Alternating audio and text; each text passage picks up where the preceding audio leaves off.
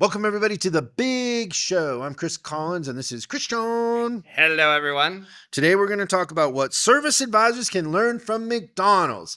And this isn't, service advisors that are so stressed and working at their desk that they're eating pizza in McDonald's. Has nothing to do with calories and eating habits. It's a business lesson that could apply to just about anybody. There's some fun stuff in the news. We talk about jet skis, cup holders, and much, much more coming up on this edition of Service Drive Revolution. How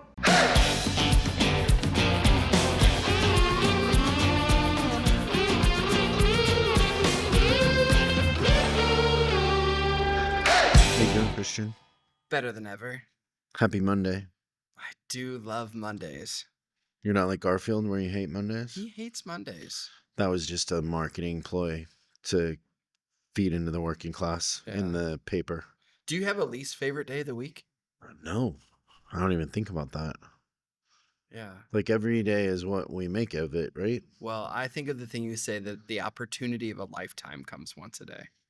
I probably have a favorite day, I would think. What's your favorite day? Probably Saturday. Okay. Usually do something fun on Saturday. I think I like Mondays and Fridays the best, but Saturdays it's in the top half for me too. Did we tell everybody about the leadership workshop? So we did the first one. We didn't talk about what happened since though. It was great. Somebody who had their their executive team in there bought out all of August's workshop. The whole workshop is sold out. Yeah, because the results were that dramatic. I do kind of get the feeling like, remember when we pulled it? Yes. Do you know the real leverage of this workshop would be if we did it for ourselves internally and owned like a franchise or something? Right? Oh, yeah, that could be huge. Like, think about if we buy, like, let's say we buy Christian Brothers or some franchise or manufacturer, and then we only did it for them, they would take over the world. It would be a competitive advantage in all of the world. Yes. Are we screening people coming in still? We had been previously. I think we still should. I don't think we should let anybody into it. Well, we definitely screened last time, and I'm glad we did. You're changing the subject. I think we should keep screening. Oh, I understand. Is it too much work? We should at least make them fill out an application and not just let them buy. Well, and yeah, so I would tell you that no matter what, everyone that applies for that thing, I get to know them. So beforehand, we have an idea. There's always a power. I think it's gonna pick up momentum, like the book is picking up momentum. Yes. And then we're gonna need to be more discretionary. Yeah, I think that's okay. Yeah. We can keep doing the thing. It reminds me of my friend Patty O'Toole. And Patty. What a segue. So he used to go to the bar every night. And he would go in, he would sit down, he'd order 2 shots of Irish whiskey, and then he would get up and he would leave. And he does this 4 nights in a row. Bartender finally says, "Patty, you come in here, you really don't talk, you have your 2 shots and then you go."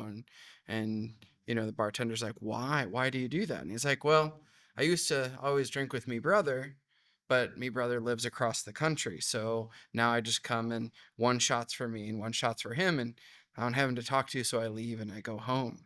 And the bartender's like, "Oh, okay, that makes sense." So keeps doing this for a couple of weeks, and then he comes in one night and he just orders 1 shot. And bartender, so the bartender goes, "Good Lord, Patty, is everything all right with your brother?" And Patty says, "Yeah, but I quit drinking." That's pretty good. Thank you. I like that. What's the website for the leadership workshop? Is it IamLeaderBook? IamLeaderBook.com. www.IamLeaderBook.com. Do we not own IamLeader.com? We also own that. Okay. .net, .biz, For marketing whatever. purposes, IamLeaderBook.com. How many URLs do we own? It's okay.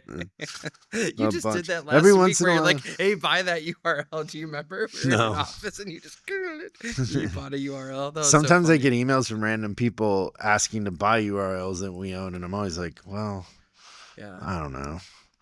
We Maybe we keep them. I'm new to this this Shopify thing, which is kind of like the thing that we use to kind of facilitate our online business. And you probably don't get these, but I'll get these like in the middle of the night on a Saturday, like weird, like spammy, like where there's a telecom where you can send messages, but like I feel like people think it's a dating site because it's a random like Middle Eastern requests for love Really? in our Shopify inbox thing. Should we play with that a little bit? I'm all for it. I don't know if you know this, but I have a history of doing that, and it's really fun for me. Do it, and then we can share with everybody. Like, see if you can set up a date in Bangladesh. I can. I Get have no doubt pictures. about that. This is great. It's probably a dude though. Stay tuned, Be everyone. careful. That's funny. So I was just over the weekend jet skiing up in Washington at the lake, and I think I've decided that I'm gonna get the 325. Well, I think I decided a long time ago I was gonna get the 325. I'm surprised that hasn't happened yet. But I was looking at the ones that are available for sale, and nobody modifies those with the stereo. And there's this other thing on there called like IFC. It basically is if you get like lily pads or something stuck in there, it will eject them. It reverses the engine. Really? Yeah, it works. Wow. Okay. Because we have it on one of the current jet skis, and it's come in handy a couple times. And it actually came in handy when we sucked up a rock. It spit the rock out, which is great. You run it through a cycle. It tells you what to do, and then poop, it pops it out. But normally you do something like that, the jet's done, right? But the race one, you have to add those because people that buy that 325 race one are kind of snobby in the sense that like you don't want any more weight, right? Because they're racing, I guess, or whatever. I don't care about that. I want the stereo. I have to have the stereo. And then I think what I'll do is I'll have them put the cup holders on at the dealership, whoever I buy it from. Probably way better than you having to do it on your own. Then here's the thing that I saw online is people do the vinyl wrap on them. I really don't like the colors that Ski-Doo has. I'd really like it to be like a shark gray matte maybe. Or okay. Something. I don't know. What color would you do a jet ski? Like I want to flex a little on the lake. Like I want people to be like, "Oh, okay. That's that person has a certain style." I would do a vibrant electric metallic blue. Like a Corvette blue. Like the Porsche blue, like the light neon blue. Yeah, they have kinda. A Corvette that's kind of like that. Boy, the Corvette looks good. Every time I see that Corvette, it always makes me do a double take. Yeah. We should sell more books. What do you mean? So I can buy a Corvette. You would buy one? I would seriously consider it. I don't think they're comfortable. No, that's true. But I think there isn't really a convertible on the market right now that I like, except for that Rolls Royce, which is ridiculous. It makes no sense. I don't even think I've seen that thing. It's the two-door convertible where the doors go the other way. They're like suicide doors. So they open like this. Remember at our old office, Neo? Do you remember Neo? He's like a musician. He had one. It was always parked right there in ballet, and the doors go the other way. They're suicide doors. Oh, was it? So if I'm going out, if I'm at the valet stand and I'm going out, was his always to the left? Yeah. Okay. Yes, I did see that car. That was Neo, crazy. The artist Neo? Yeah, he had a studio there. Huh. Crazy expensive though. That car. Can only imagine. It's too much, right? It's a house. In Vegas. Not a house here. It's a house in Vegas. Yeah, it's a house in Vegas.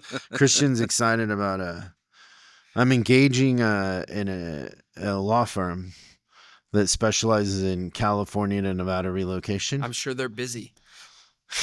Yeah, for sure. But they'll help you find incentives too. Okay. So we could probably get some incentives. Yeah, that's We don't think about our business being as big as it is, but we're pretty big in the scale of businesses. Like there's yeah. not So that many percent of annual businesses. revenue, it's pretty crazy. Yeah. And now with the leadership thing, it'll be even bigger. Yeah, it's exciting. The thing that's very touching about the leadership book is that the IM book is having the effect that we intended. So if you're not familiar with the IM Leader book, it's actually 2 books. One is IM, and then the second one is Leader. The premise being that you got to figure out your IM before you can lead anybody. And that's a summary. There's a lot more to it than that. But people are very affected by that book. I haven't had anybody have a conversation with me about the Leader book. Everything has been about the IM. They're still stuck in the and first in one. the app. So it comes with an app. In the app, that's most of the conversation and what people DM me about too. Yeah. And then people don't believe it's me in there, which I think is funny. They're like, "Is this really you?" It is. It's so I try to do a thing where like when they sign up, I'll reach out and all that stuff. I never beat you. Oh, to say hi to them and follow? Yeah. Really? Yeah, like I always go to I feel like I'm behind I right look now. at their follow and I go, it says following, one person's following them, and I'll hop on into chat like, how's that possible? I got this thing like 45 seconds ago. It's starting to feel unmanageable because there's so many people coming Yeah, in it's there. many per day now. Okay, what's in the news?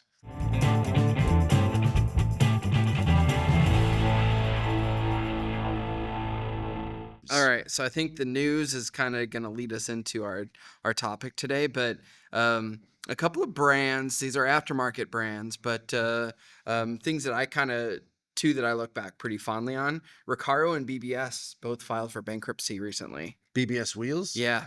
So both kind of made their claim to fame providing like Recaro is a seat company, so they have like racing seats for. I think that probably their most popular partnership would have been with Porsche, but a lot of track vehicles have Recaro seats. Like they got a really really cool look to them. They look almost like way before they had those like gaming chairs.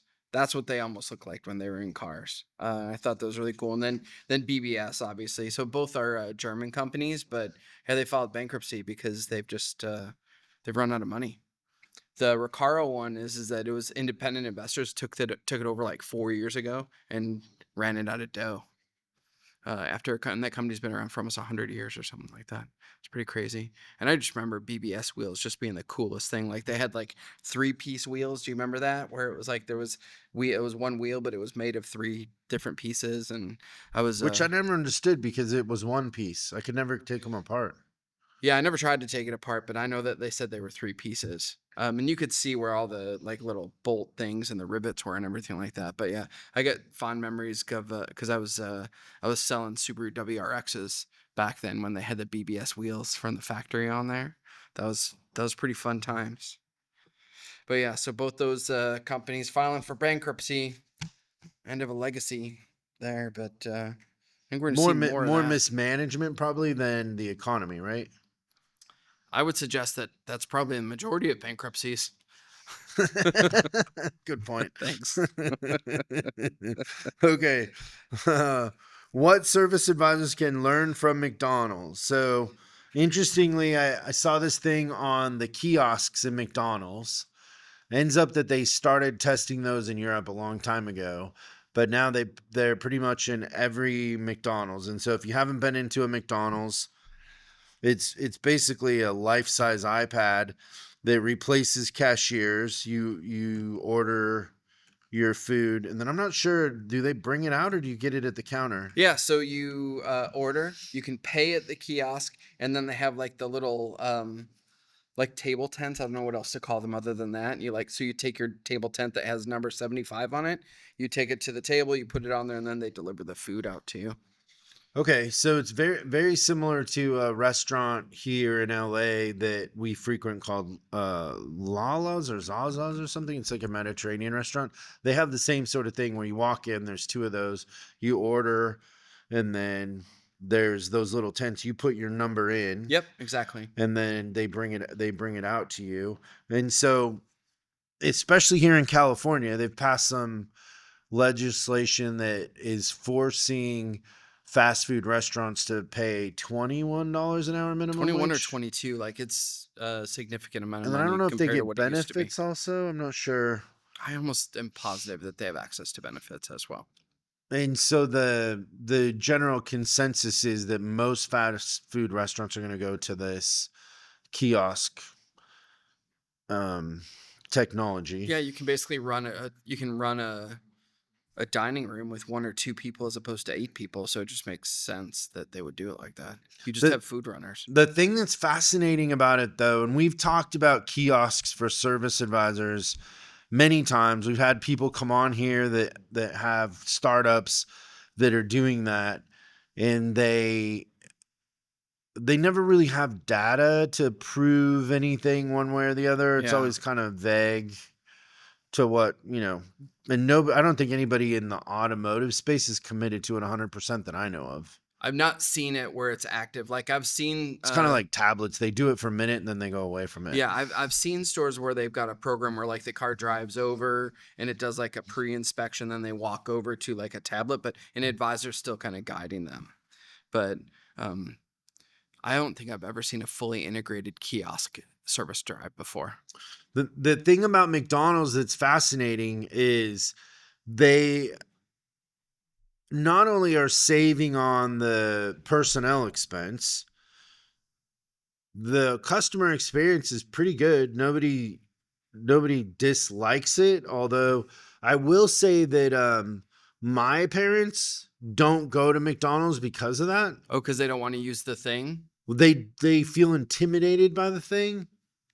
And they're in their 70s, right? So Okay. I don't know how common that is. I'm not sure. My dad would probably say the same thing. Yeah. Mhm. I don't know what the average age is of somebody eating at McDonald's. I don't either. I haven't assume been it's in a younger. McDonald's forever. Like Yeah, I I wouldn't think that they market towards kids, so it's parents taking their kids in there.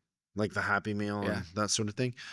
So I don't know about traffic and if it's affected their business that way.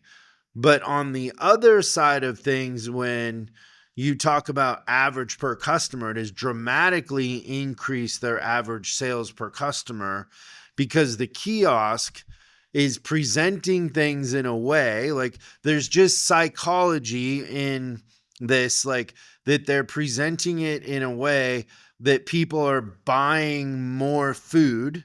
They're selling more desserts. They're selling more nuggets as an add-on. They're selling more like of the super size than they were. The thing that they were talking about in this thing that I saw was that people are having remorse when they get their food because they've ordered way more food. Their tray is stuffed full. And they're doing things on the kiosk like they do on Instagram when you like something, then there's like confetti that's thrown. Oh. So when you like add something on, there's confetti. Where they put the price of everything, the total is way at the bottom, like down by your crotch. So you'd have to look down to see it. That you spent $48 at McDonald's. And then even when you go to pay, when you go to pay, the price of what you're buying isn't there. It's a choice of, do you want to pay with a card or cash is like really small. Oh, okay. So they're encouraging you to pay with a card. All of the psychology that's going into that is effective. And then on top of it, they also have AI that's learning people's behaviors so they can split test what works and at what times. And then we talked a little bit about the fact that McDonald's and some other restaurants have tried pricing strategies where the prices change depending on peak times.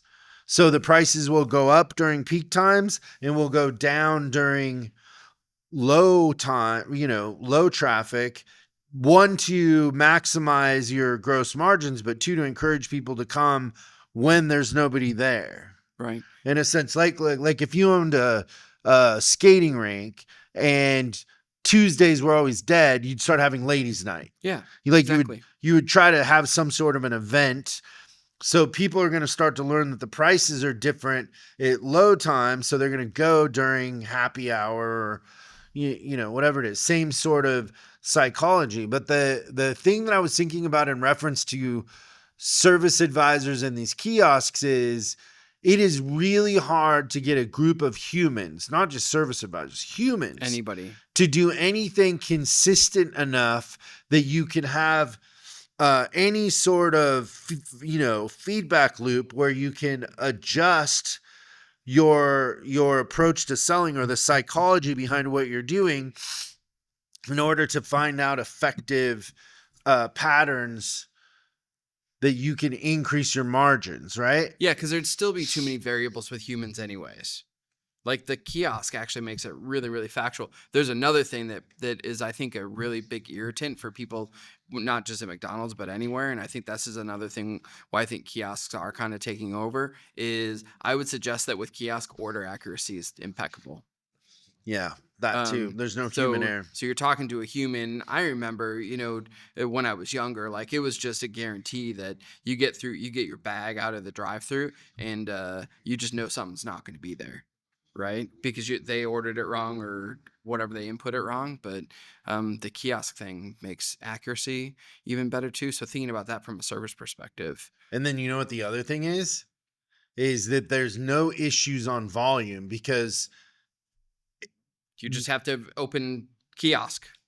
but you can add as many kiosks as you want, and if they're serving the customers as fast as the customers can put in their info, there's no limitations on how fast the kiosk or how many customers it can handle. That's Where right. service advisors, we found that past 14 a day, service advisors start to take shortcuts. They don't follow up. They don't have time to call customers. They don't have time to, call on the inspection sheet. It just, there's a diminishing return on humans, where kiosks, they don't, not only will they present consistently, they also can handle as much volume as you throw at them. The humans become the limitation, right? Yeah.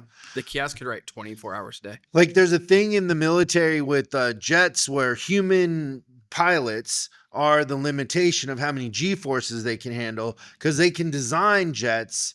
They can turn and create more G-forces, but having a pilot creates a limitation in a sense.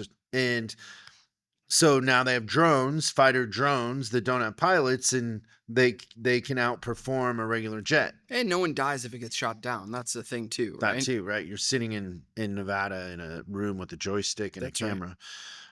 So I was thinking about that too. And then just in the sense, when I was writing service, I always thought about testing things. Like when a couple things that I can remember is when I got asked to do advisor training, I started to think about the difference between me and the other advisors that were there. Yep. And I just picked this one advisor, the lowest performing advisor. He could only write like 7 a day.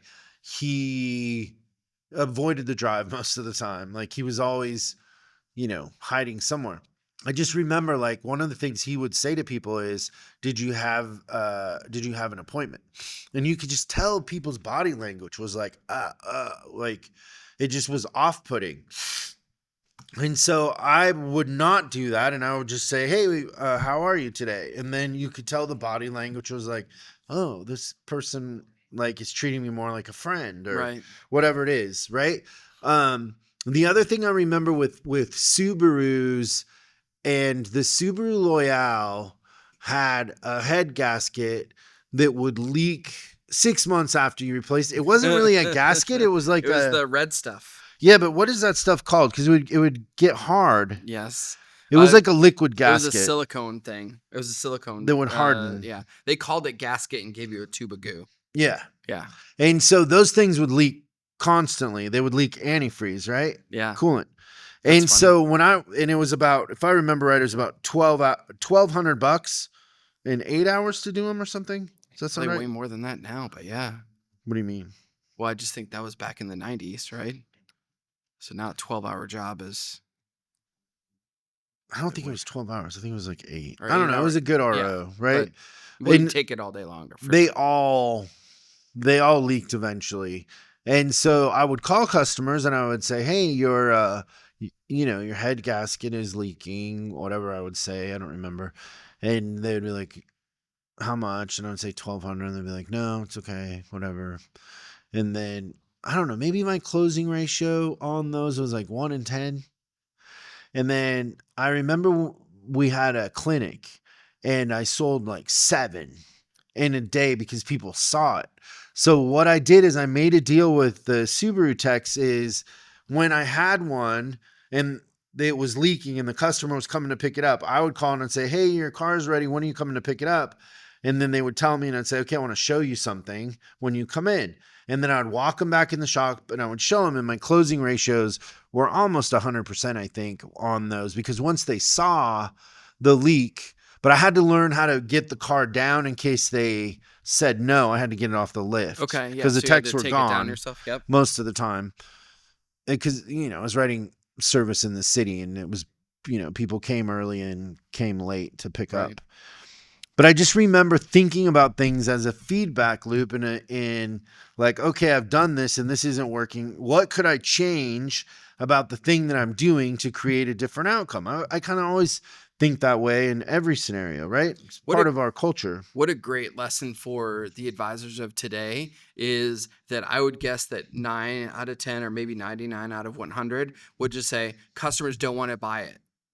They would never think that they could change their approach and get a different result. It's more like, nope, I showed them the MPI, I presented the thing, and 9 out of 10 say no. And then there's a percentage that will say, oh, because the prices are too high, or they would have some other excuse too. Yeah, but I think that that's as far as they would make it. But the thought of even changing your presentation method, or even the fact that like once you see coolant spewing out of your engine, it makes it hard to say no, because you can kind of tell that's not supposed to happen. But yeah, so that thing, like if there was a piece of advice for an advisor, would be don't just accept the no.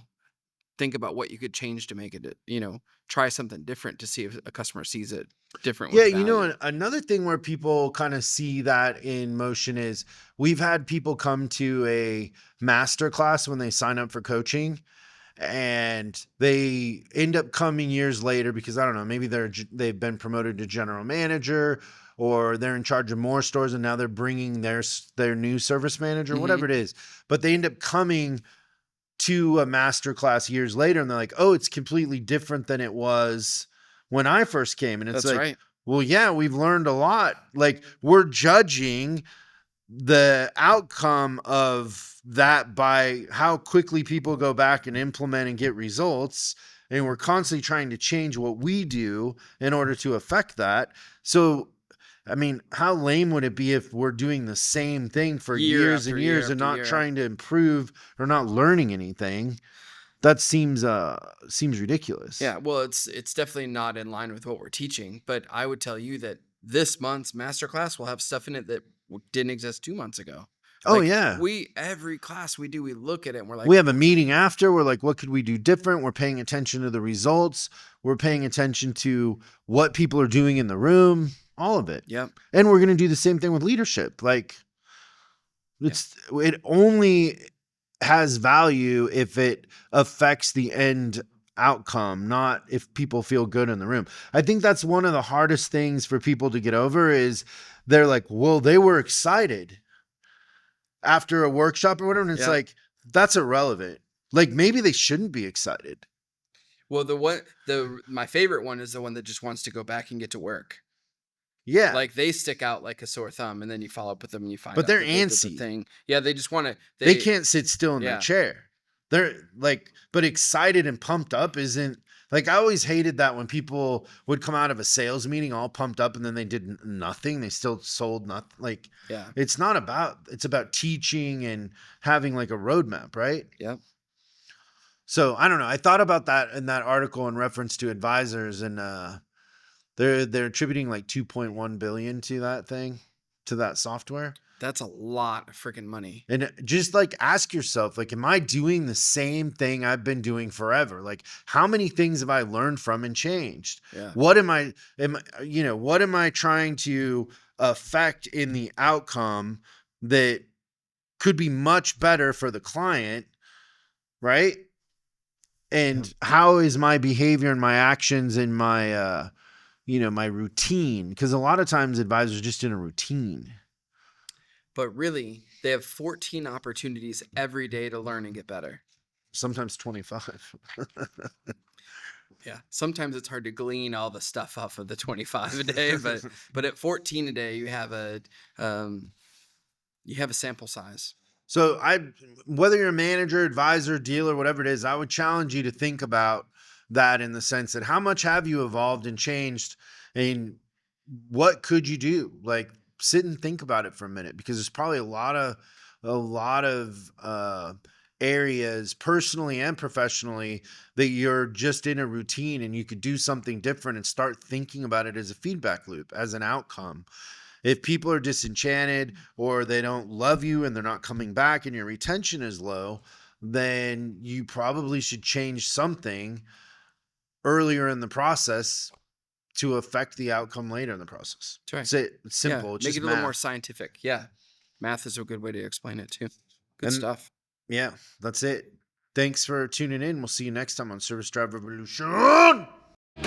Thanks so much for watching this episode of Service Drive Revolution. We're uploading new stuff every day, so make sure you subscribe and click the bell icon so you don't miss out.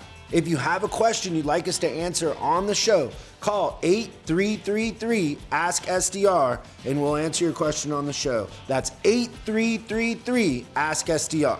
For special deals on our books and training, head over to offers.chriscollinsinc.com. Now that's offers.chriscollinsinc.com. I'm Chris Collins, and I'll see you in the next video.